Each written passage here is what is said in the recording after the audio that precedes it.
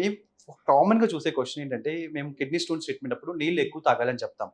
So ఇది మా పార్ట్లోనే mistake. నీళ్ళు ఎక్కువ తాగమంటే కొందరు పేషెంట్స్ 6 to 7 లీటర్స్ కూడా తాగేస్తారు. అది కాదు, యూరిన్ మనకు కిడ్నీ అనేది మనం టీ వడపోస్తాం కదా, అలాంటి ఫిల్టర్ లాంటిది. సో దాంట్లో ఎక్కువ వాటర్ పోస్తే ఆ ఫిల్టర్ కూడా పాడైపోతుంది.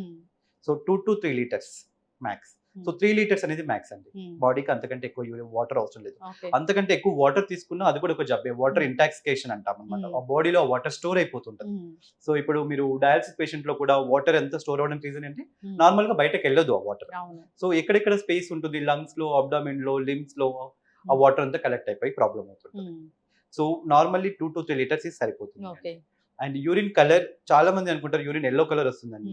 But normal colour is pale yellow, అంటే ఎండుగడ్డి లాగా ఉండాలి. That is normal.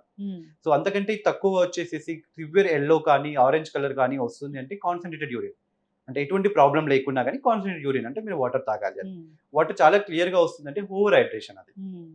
So okay, adequate గా ఉండొచ్చు 3 లీటర్స్ వరకు. సో పేల్ ఎల్లో అనేది నార్మల్ కలర్ అండి. And normal urine output per మ్యాథమెటికల్స్ కంటే 25 ml/h అండి, అట్లా వస్తుంది. సో నైట్ టైం యూరిన్ వెళ్ళకూడదు normal men, otherwise 1 time is okay normal thing. Day టైంలో 4 to 5 టైమ్స్.